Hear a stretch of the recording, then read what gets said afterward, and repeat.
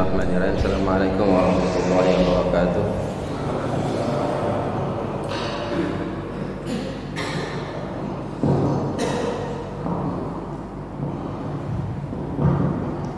Alhamdulillah wassalatu wassalamu ala Rasulillah wa ala alihi wa sahbihi wa man walah.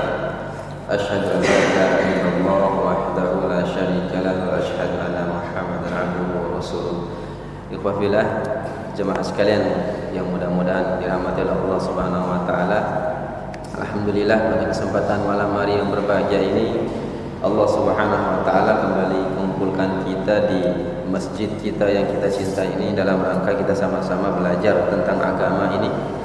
Dalam hal ini kita masih membahas sama-sama belajar tentang fikih salat. Kita masih melanjutkan kaitannya dengan arkanus shalah, rukun-rukun dalam salat. Kita masuk kepada rukun yang ke-8 dan ke-9 ya. Disebut ke-8 dan ke-9 karena disebutkan sekaligus rukunnya berserta tumaninah. Yaitu rukun yang ke-8 ini adalah as-sujud, yaitu sujud. Sebelumnya kita sudah sama-sama bahas bagaimana tata cara turun dari sujud ya, yaitu di mana para ulama berselisih pendapat. Intinya dalam perkara ini tidak boleh kita saling mengingkari, karena dalam perkara tata cara sujud ini memang Nabi sallallahu alaihi wasallam dalam hadisnya, dalam hadis Rasulullah sallallahu alaihi wasallam maksud saya, terdapat dua riwayat yang berbeda ya. Di antaranya ada yang mendahulukan tangan lebih dulu, ada juga yang mendahulukan kaki lebih dulu. Sekalipun kalau saya pribadi saya mengikuti pendapat jumhur ulama, yaitu sujud itu adalah yang disunahkan lutut dulu.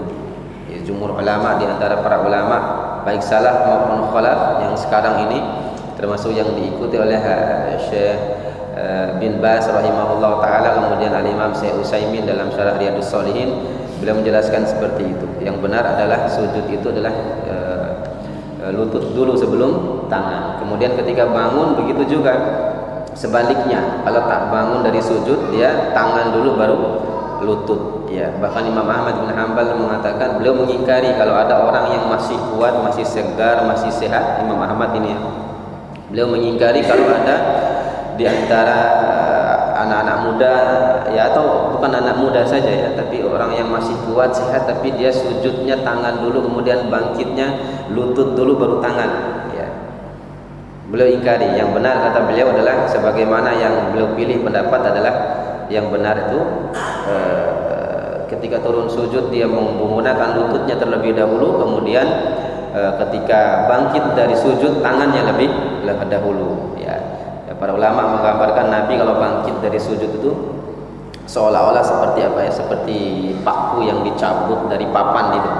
Jadi tegak bangunnya, tidak bengkok, tidak bungkuk ya. Kalau kita pakai bangkitnya lutut dulu baru tangan, maka bungkuk dia. Salah. Tapi kalau kita bangkitnya tangan dulu kemudian ikut lutut, baru inilah dikatakan seperti paku yang dicabut itu. Wallahu taala alam. Artinya di sini tidak boleh kita saling mengingkari. Di sini hanya ana menjelaskan agar kita sama-sama memiliki ilmu. Jadi ikhwan kita yang sujud dengan menggunakan tangan, dia punya ilmunya. Kita juga yang sujud dengan lutut dulu, kita punya ilmunya. Kemudian rukun yang selanjutnya adalah as-sujud. Sujud. Para ulama sepakat tidak ada yang berselisih tentang wajibnya atau rukun tentang sujud ini. Tidak ada ulama yang berselisih. Ini berdasarkan firman Allah Subhanahu wa taala,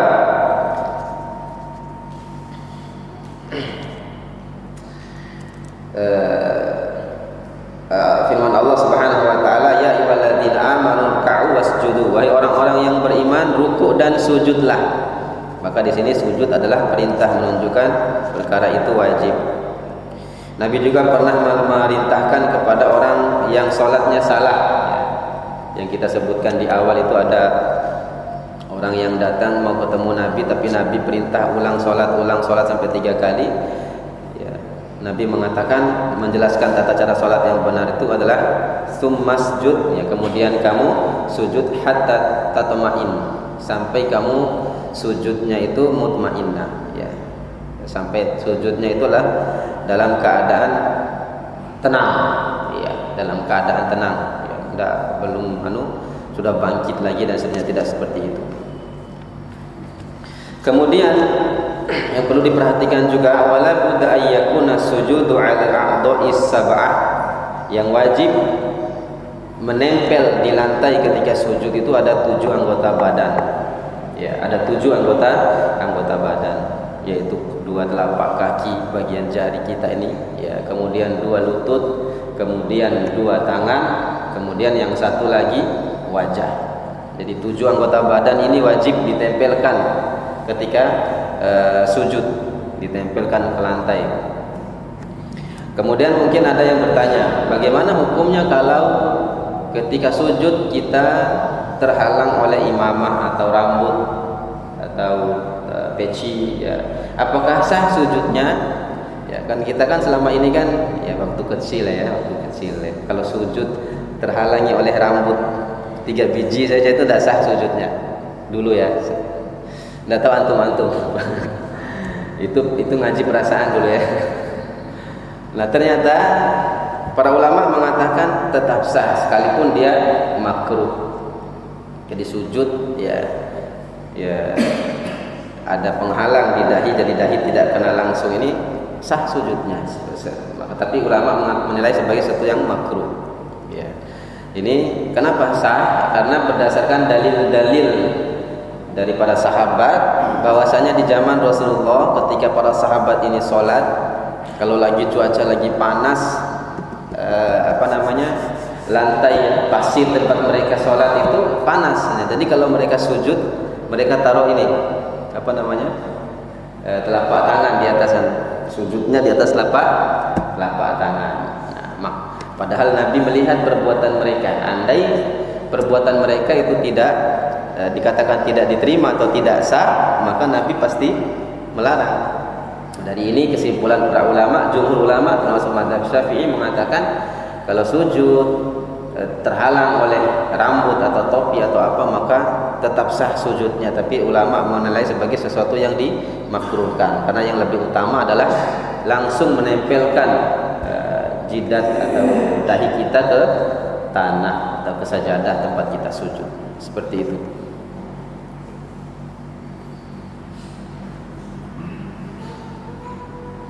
Kemudian rukun yang selanjutnya al-julusu baina sajadataini wa tuma'ninatu fihi, yaitu sujud duduk di antara 2 sujud dan tuma'ninah di dalamnya. Ini juga termasuk rukun salat menurut pendapat jumhur ulama. Ya, dari bangkit dari sujud, duduk di antara 2 sujud, ini juga termasuk rukun di antara rukun salat, termasuk tuma'ninah. Ya, jadi dalam setiap gerakan itu tuma'ninah adalah rukun. Ini hati-hati kita, jangan sampai baru sujud, ya, terus bangkit duduk di antara 2 sujud, sujud lagi, bahkan punggung ini belum sampai normal, belum sampai tegak, sudah baru naik sujud lagi. Ini tidak sah salat yang seperti ini. Tidak benar salat yang seperti ini. Yang benar tuma'ninah itu harus ada, ya, dalam setiap gerakan. Dalam setiap gerakan, termasuk di antaranya duduk di antara dua sujud. Nah, kemudian tata cara duduk di antara 2 sujud itu ada 2 cara. Ya, ada duduk iftirash sebagaimana duduk tahiyat awal, juga ada duduk iqo. Duduk iqo ini adalah menegakkan telapak kaki di atas, kita duduk di atas tumit dan telapak kaki ditegakkan. Kita duduk meletakkan pantat kita di atas tumit. Ya, ini juga disunahkan yang seperti ini. Ya, tapi Nabi melakukannya kadang-kadang juga, tidak terlalu sering. Yang paling sering Nabi lakukan adalah duduknya adalah dengan cara iftirash, sebagaimana tahiyat awal itu. Sebagaimana tahiyat awal. Kemudian rukun yang selanjutnya adalah at-tasyahhudul akhir wal julusu fihi. Rukun salat yang selanjutnya adalah tasyahud akhir. Tasyahud akhir berarti tasyahud awal itu bukan rukun, ya. Nanti kita jelaskan. Di sini yang disepakati oleh para ulama adalah tasyahud. Tasyahud dan duduk tasyahud adalah rukun ya. Yang akhir bukan yang awal tapi. Ya. Berdasarkan hadis Ibnu Mas'ud radhiyallahu taala anhu. Dia mengatakan kunna naqulu qabla ay yarfadu alaina tasyahud. Kami dulu ya sebelum kami tahu ya diwajibkannya tasyahud atau sebelum kami tahu bacaan Nabi dalam tasyahud, mereka bacanya kira-kira ini ya, mereka ini bacanya kira-kira, masih kira-kira, tidak tahu mereka apa ini yang dibaca oleh Rasulullah ketika tasyahud. Nah, akhirnya mereka baca suka-suka mereka saja. Kata Ibnu Mas'ud, dia membaca assalamu ala Allahi qabla ibadihi ya. Jadi assalamu ala Allahi qabla ibadi dia baca saja. Barang membaca di dulu ya, baca hafal ya. Dia bacanya begitu. Assalamu ala Allahi qabla ibadi, assalamu ala Jibril, assalamu ala Jibril, assalamu ala Mikail. Ya, baca bernada-nada. Akhirnya Nabi dengar ya. Didengar oleh Nabi sallallahu alaihi wasallam. Ya. Kemudian Nabi mengatakan la taqulu, jangan kalian ucapkan seperti itu ya. Ya. Nabi sallallahu alaihi wasallam mengatakan, tapi ucapkanlah assalamu ala Allahi. Ya, la taqulu assalamu ala Allah. Jangan ucapkan assalamu ala Allah seperti yang kalian ucapkan, atau assalamu ala Jibril, atau assalamu ala Mikail. Bukan seperti itu. Lakin qulu at-tahiyyat. Tapi ucapkanlah at-tahiyyatu lillahi was-shalawatu wat-thayyibatu dan seterusnya itu. Langsung Nabi ajarkan. Jadi mereka bacanya pakai feeling dulu ya. Ya pakai karena tidak tahu bacaan Nabi, akhirnya mereka baca sendiri-sendiri.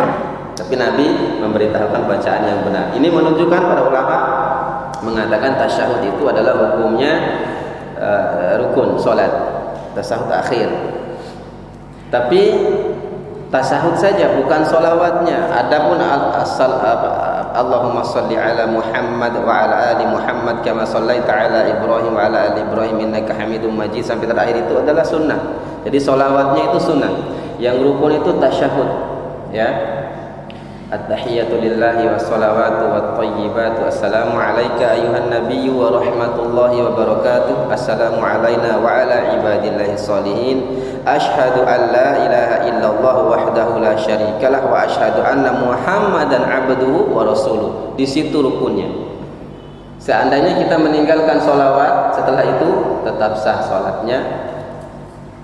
Sudah boleh salam, sampai di situ tuh sudah boleh salam karena itu rukunnya. Karena sholawat Allahumma sholli ala Muhammad dan seterusnya adalah termasuk sunnah saja, bukan rukun. Makanya boleh seseorang salam kalau mungkin ada keperluan yang mendesak atau apa, boleh, karena dia sudah selesaikan rukunnya itu, bacaannya itu sampai di situ saja. Begitu juga tahiyat pertama. Bahkan tahiyat pertama itu ikhwah jemaah sekalian justru disunnahkan. Jumhur ulama berpendapat yang sunnah pada tahiyat awal adalah ringan. Ini kita banyak juga kita nih prakteknya justru tahiyat awal itu sama dengan tahiyat akhir. Akhirnya makmum di belakang, aduh lama sekali imam. Lama sekali imam. Nah, dalam riwayat Imam Abu Daud beliau mengatakan bahwasanya Nabi kalau tasyahud awal seperti orang yang duduk di atas batu yang panas. Ya, antum bayangkan ya. Duduk di atas batu panas itu seperti apa? Pasti kita ndak betah duduknya. Jadi segera gitu. Jadi Nabi nggak sampai selesai salawat bacanya, apalagi ditambah doa dan seterusnya. Sekalipun memang sebagian ulama seperti Syekh Albani berpendapat juga tetap disunahkan. Tapi jumhur, kalau kita ambil pendapat salaf, jumhur salaf mengatakan, makanya Imam Abu Daud mengatakan tidak seorang pun yang kami ketahui mengingkari perkara bahwa sunnahnya di tahiyat awal itu adalah ringan saja, bukan tidak perlu lama-lama. Seperti itu. Ya cukup sudah selesai asyhadu an la ilaha illallah wa asyhadu anna Muhammadan abduhu wa rasuluh, maka sudah bangkit lagi. Ya sambung lagi ke rakaat ketiga, ke rakaat berikutnya. Ini termasuk rukun salat. Ya tasyahud akhir dan duduk tasyahud.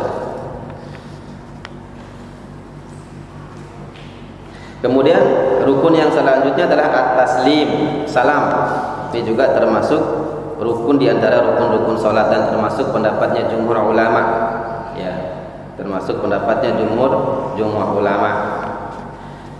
Di antara dalilnya adalah hadis Nabi sallallahu alaihi wasallam ya tentang yang sudah kita sering sebutkan. Di akhir disebutkan wa tahlilu wat taslim, dan yang menghalalkan salat itu adalah, yang menghalalkan atau yang mengakhiri salat itu adalah at-taslim, salam. Ya, salam. Dari Aisyah radhiyallahu taala anha dia mengatakan kana Nabi sallallahu alaihi wasallam yahtamus salatu bit taslim, bahwasanya Nabi sallallahu alaihi wasallam mengakhiri salat dengan salam.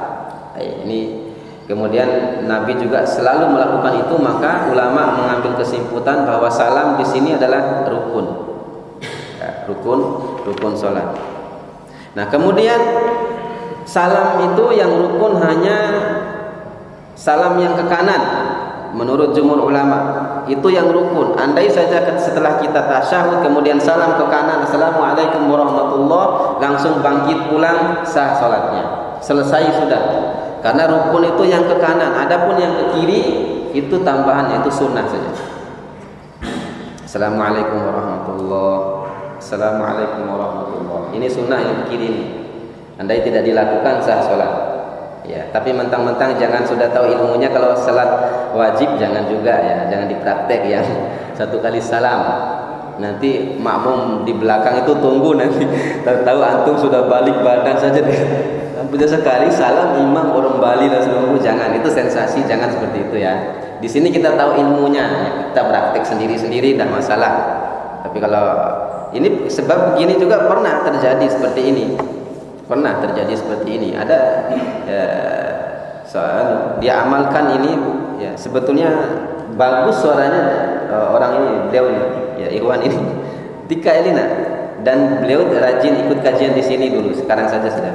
Ya, pernah dia dengar anak sampaikan seperti itu. Kemudian suatu ketika anak terlambat datang di masjid di kampung itu.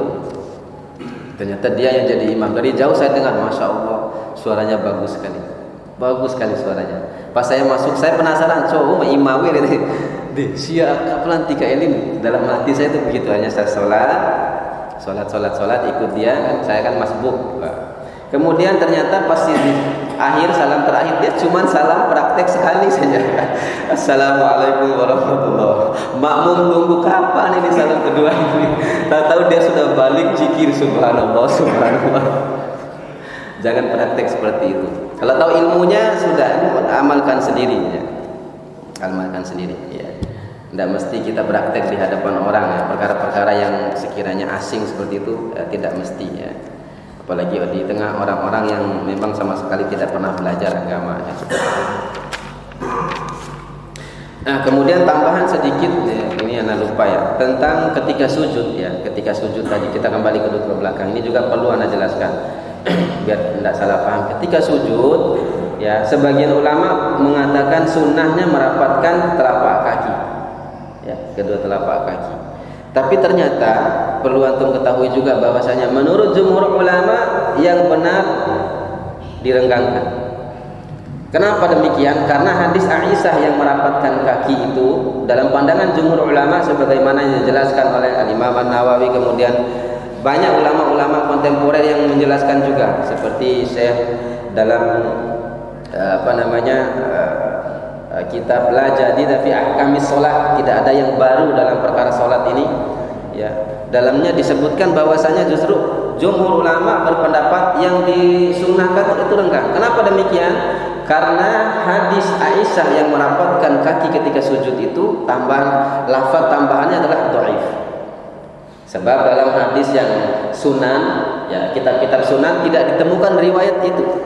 Jadi para jumhur ulama menilai bahwasanya tambahan merapatkan telapak kaki itu adalah tambahan yang lemah, dhaif. Ya. Ya, ini juga perlu Anda jelaskan ya. Ya. Sebab sebagian kita ini sampai ada pasukan yang merapatkan. Jadi kalau lihat orang baru datang sholat dia tidak rapatkan, dia kasih tahu rapat. Padahal sebetulnya justru jumhur ulama mengatakan renggang, tidak perlu rapat. Renggangnya tuh seperti ukuran lutut. Yang normal ya, renggangnya lutut itulah renggangnya. telapak kaki. Dulu anak yang mengamalkan yang rapat ini, tapi setelah baca lagi penjelasan para ulama dan ternyata pendapat jumhur itu lebih aman untuk diikuti ya, karena banyak fuqaha di dalamnya. Maka sekarang anak renggangkan ya, anggai antum wati faham ustaz dari isi pengajian kelangah inti sujud kan jangan sampai antum begitu maksudnya tadi ya. Ya, lihat orang begitu enggak. Tapi ternyata pendapat jumhur ulama. Kita kembali lagi ya, biar salam tentang salam tadi ya. Ya.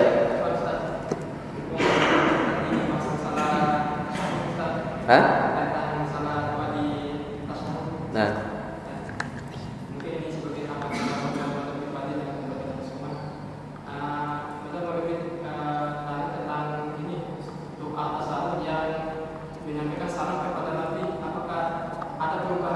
Ya. Ada pendapat yang berbeda dari ulama tentang ini ya. Apakah ketika tasyahud ketika kita mengucapkan assalamu alayka ayyuhan nabi atau assalamu ala nabi wa rahmatullahi wa barakatuh. Ulama yang kontemporer, ulama yang sekarang mengatakan yang benar adalah assalamu ala nabi, karena nabi sudah meninggal. Adapun ucapan assalamu alayka ayyuhan nabi itu diucapkan ketika nabi masih hidup. Tapi pendapat ini juga perlu dikoreksi. Nah, perlu dikoreksi. Kenapa? Banyak ulama, para sahabat, tidak sedikit juga para sahabat yang membaca assalamu alayka ayyuhan nabi ketika nabi sudah meninggal. Ya, maka intinya di sini bahkan ana sendiri membaca assalamu alayka, bukan assalamu ala nabi, karena riwayat itu riwayat Imam Bukhari. Maka anda pakai yang itu kalau baca assalamu alayka ayyuhan nabi wa rahmatullahi wa barakatuh ya. Yang mengingkari yang maksudnya yang mengatakan tidak dianjurkan assalamu alayka ini adalah ulama kontemporer ya, seperti ulama-ulama Saudi ya. Mereka yang menutup celah agar tidak berlebihan dan gulu kepada Rasulullah SAW maksudnya. Tapi sebetulnya ya tidak juga seperti itu. Kalau ada dalil, kenapa harus dilarang orang untuk melakukan? Ya, terserah kita. Boleh kita memilih assalamu ala nabi ya, atau assalamu alayka ayyuhan nabi, boleh. Ya, karena dua-dua riwayat itu ada. Dua-dua riwayat itu ada. Ya. Iya. Hah? Iya, masalah sujud. Kenapa? Itu masalah sujud itu apakah muka hanya sebatas kening atau oh ya. Iya.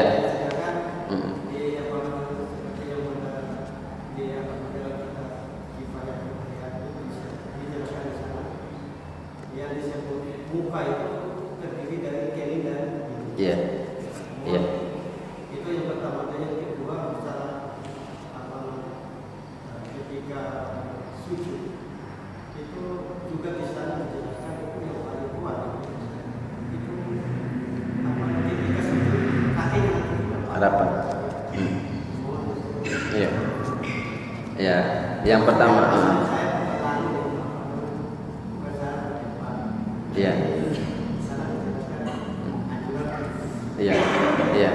Ya, tentang merapatkan kaki kan sudah Anda jelaskan tadi ya. Ada pendapat ulama memang ya. Anda tidak mengingkari ya, ada ulama yang berpendapat merapatkan tidak. Hanya saja Anda di sini juga perlu jelaskan ya agar kita tidak menganggap orang yang tidak merapatkan itu adalah tidak tahu sunnah, karena teks memang hadis. Jadi maksudnya di sini begini. Orang yang merapatkan ini ketika sujud dia mengikuti lafaz hadis, teks hadis memang begitu ya sudah ada masalah. Nah, tapi orang yang merenggangkan dia tidak mengambil teks hadis itu karena mayoritas ulama hadis mengatakan lafaz merapatkan itu lafaz tambahan yang dhaif. Jadi lafaznya sebetulnya berhenti pada merenggangkan saja, tidak ada merapatkan. Dan merapatkan di sini hanya tambahan dari perawi saja, bukan dari Nabi sallallahu alaihi wasallam. Nah, maka kita mengikut yang rapat, yang renggang terserah. Ana di sini maksudnya menjelaskan karena ana sendiri yang mengamalkan mengamalkan yang renggang, jangan sampai nanti ya dibilang tidak paham gitu maksudnya ya. Ya. Itu yang pertama. Yang kedua tentang sujud, ya benar ini ana lupa tadi. Tentang sujud, wajah itu mencakup dua, yaitu kening dan hidung. Jadi harus bukan hanya dengan kening kita sujud. Jadi hidung itu harus juga menyentuh lantai atau tempat sujud. Bukan hanya pada jidat atau kening saja kalau sujud. Yang benar cara sujud yang sempurna adalah kedua-duanya ini, antara kening dan hidung ini menyentuh kepada lantai, menempel dia ke lantai. Seperti itu. Ya, syukur antum tadi ingatkan. Ya, mungkin yang biar lebih jelas buat yang lain. Kita kembali yang ke rukun tadi, yaitu salamnya. Jadi salam yang kedua itu adalah hanya sunnah saja. Rukun adalah salam ucapan yang ke kanan. Kemudian cara salam di sini tidak dijelaskan, tapi ini Anda tambahkan saja. Tata cara mengucapkan salam, menurut jumhur ulama, tata cara yang benar adalah mengucapkan separuh ucapan ketika wajah masih menghadap kiblat, dan sisanya lagi kita mengucapkan ketika memalingkan wajah. Ini pendapat madhab Maliki, Syafi'i dan Hambali. Sebagian Hambali tapi sebagian lagi Hambali mengatakan tidak seperti itu. Tata caranya assalamualaikum ketika salam, lihat ke depan, assalamualaikum warahmatullahi. Kemudian assalamualaikum warahmatullahi. Ini cara yang benar menurut jumhur ulama. Adapun cara noleh dulu baru salam, assalamualaikum warahmatullahi, itu ada pendapat madhab Hambali tapi sebagian kecil. Dan pendapat ini yang diikuti oleh ulama sekarang seperti Syekh Shalih Fauzan ya, dan yang sekarang yang kontemporer sekarang ulama madhab Hambali yang kontemporer, pendapat mereka ini yang ikuti. Ya, bahkan jumhur ulama mengatakan cara seperti itu makruh. Ya, dari noleh dulu baru salam. Assalamualaikum warahmatullahi. Assalamualaikum warahmatullahi. Menurut jumhur ulama tiga madhab tadi makruh. Kenapa demikian? Seolah-olah dia menoleh karena di dalam sholat itu tidak boleh menoleh. Dilarang menoleh, hukum sholat dilarang menoleh dalam sholat. Nah, kata para ulama yang mengatakan makruh menoleh itu, kenapa? Seolah-olah dia menoleh melakukan larangan dalam sholat, ya. Seolah-olah dia ingin menoleh padahal sholat belum selesai. Begitu maksudnya. Dan ini pendapat bukan pendapat ecek-ecek ya, jumhur ulama dari kalangan salaf. Ya. Maka pendapat ini mengatakan bahwasanya salam itu yang sempurna assalamualaikum warahmatullahi, baru noleh. Salam sebagian ucapan salam baru menoleh. Iya. Ya, kalau antum mau amalkan yang noleh dulu baru salam tidak masalah. Karena sebagian madhab Hambali mengatakan seperti itu, karena memang di sini tidak ada kejelasan hadis dari Nabi sallallahu alaihi wasallam. Masing-masing ulama itu meneliti dari hadis-hadis yang ada, begitu maksudnya. Tidak ada hadis yang jelas tentang bagaimana tata cara nolehnya Rasulullah. Ya, karena para jumhur ulama mengatakan tadi yang benar itu ucapan sebagian di depan, assalamualaikum warahmatullahi, karena memang dilarang menoleh dalam sholat, itu maksudnya. Jadi ketika seorang menoleh, kalau dia sudah ucapkan salam berarti menolehnya karena salam, gitu maksudnya. Ya, paham ya? Ya, seperti itu. Jadi, assalamualaikum warahmatullahi. Assalamualaikum warahmatullahi. Sekalipun kita menoleh dulu baru salam tidak masalah. Tapi di sini perlu Anda jelaskan juga. Ini pendapat ini. Imam An-Nawawi juga mengatakan seperti itu. Cara ini yang lebih baik. Ya, adapun bahkan mayoritas ulama mengatakan makruh menoleh dulu. Kemudian kaitan dengan ucapan salam, ya. Kaitan dengan ucapan salam, ya. Menurut jumhur ulama, tambahan wa barakatuh ini tidak sahih. Assalamualaikum Assalamualaikum warahmatullahi, ya. Tambahan wa barakatuh. Assalamualaikum warahmatullahi wabarakatuh. Nah, ini tambahannya dhaif, lemah. Hanya saja mereka memberi toleran, maksudnya kalaupun diucapkan sekali-sekali tidak masalah. Tidak masalah. Yang dilarang di sini adalah mendawamkan, terus-menerus melakukan ucapan lengkap Assalamualaikum warahmatullahi wabarakatuh. Yang benar adalah yang ucapan Nabi yang sahih dari Nabi sallallahu alaihi wasallam adalah assalamualaikum warahmatullahi. Ya, assalamualaikum warahmatullahi. Nah, seperti itu tata cara salamnya Nabi sallallahu alaihi wasallam. Itu tentang salamnya. Kemudian rukun yang terakhir adalah tartibul arkan. Jadi melakukan rukun-rukunnya dengan cara tertib. Tertib maksudnya berurutan. Ya, dari takbiratul ihram, kemudian ruku, bangkit dari ruku, sujud itu. Ya, enggak boleh kita sujud dulu baru takbiratul ihram ya. Ya, kemudian ruku lagi. Ya, itu salat suka-suka namanya dan tidak sah dan tidak disebut salat itu. Ya, yang benar adalah harus memenuhi tata cara yang diajarkan oleh Nabi sallallahu alaihi wasallam ini secara berurutan. Ini kaitan dengan rukun salat. Kemudian selanjutnya kita masuk ke pembahasan wajibatus shalah. Wajibatus shalah. Wajib-wajib dalam salat atau kewajiban-kewajiban dalam salat. Apa sih wajib salat itu? Di sini disebutkan keterangan pengertian tentang wajib dalam salat itu. Ma yajibu fi'luhu au qawluhu fi shalah. Wajib-wajib salat itu maksudnya adalah perkara yang diwajibkan di dalam salat, baik berbentuk perbuatan maupun ucapan. Ya. Wa yasqutu bisahwi. Ya, dan wajib salat ini, kewajiban-kewajiban salat ini bisa gugur kalau ditinggalkan karena lupa. Bisa gugur kalau ditinggalkan karena lupa. Ya. Kemudian diganti dengan sujud sahwi. Ya.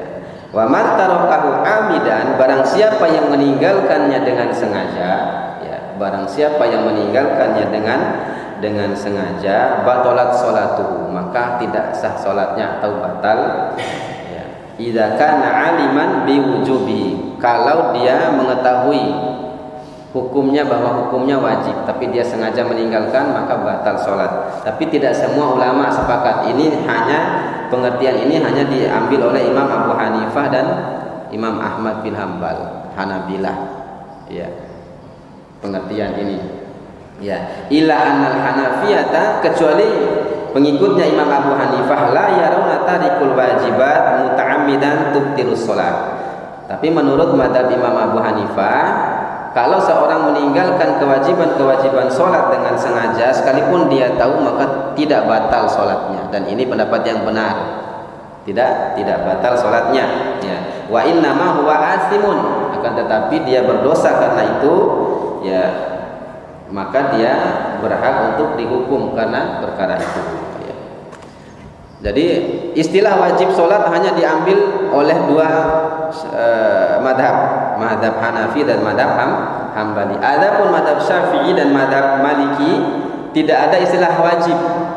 Yang ada dalam madhab mereka adalah rukun dan sunnah saja, tidak ada yang wajib.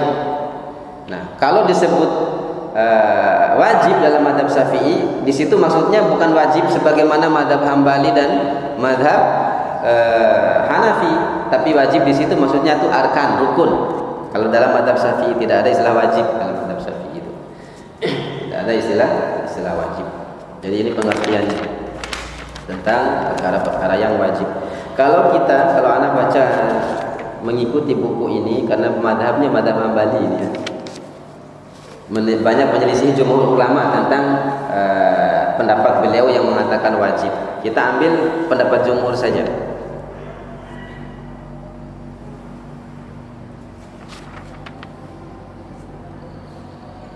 Nah, yang wajib yang pertama adalah perkara yang wajib adalah at-tasyahud ausat wal julusul lahu. Tasyahud awal ini perkara yang wajib dan hanya menurut jumhur ulama satu ini saja yang wajib. Mayoritas ulama yaitu tasyahud awal. Maka tasyahud awal ini bukan rukun, bila ditinggalkan tidak tetap sah salatnya. Hanya saja dia diganti dengan sujud sahwi. Makanya dalam hadis Nabi sudah aja ya. Nabi ketika sholat asar atau sholat zuhur, Nabi tidak tasyahud awal. Jadi di rakaat kedua itu langsung bangkit rakaat ketiga Nabi. sahabat dia berarti disarojo ni malum Nabi sudah betul lah. Ya. Jadi sholat aja sholat. Nah ternyata Nabi ingat, oh tidak tasahud awal, ya, tidak tasahud awal, maka Nabi ganti dengan sujud sahwi karena dia meninggalkan tasahud awal tadi. Ya. Jadi seperti ini. Insyaallah kita akan lanjutkan nanti rinciannya kita akan bahas pada pertemuan yang selanjutnya ya. Bahkan menurut jumhur ulama ternyata di sini sunnah saja ya, tapi tetap dianjurkan untuk sujud sahwi karena Nabi melakukan itu. Karena Nabi ketika ketinggalan melakukan tahiyat awal, Nabi mengganti dengan sujud sahwi. Kalau sunnah sebetulnya kalau sunnah juga dalam jumhur tidak perlu diganti dengan sujud sahwi seperti yang lainnya. Tapi mazhab Syafi'i perkara yang sunnah pun diganti dengan sujud sahwi seperti kelupaan kunut subuh. Dalam mazhab Syafi'i itu begitu. Kalau lupa kunut subuh maka diganti dengan sujud sahwi ya. Makanya agak keras orang sebagian kita kan menyikapi tentang kunut subuh karena takut ya. Diganti lagi dengan sujud sahwi seperti itu.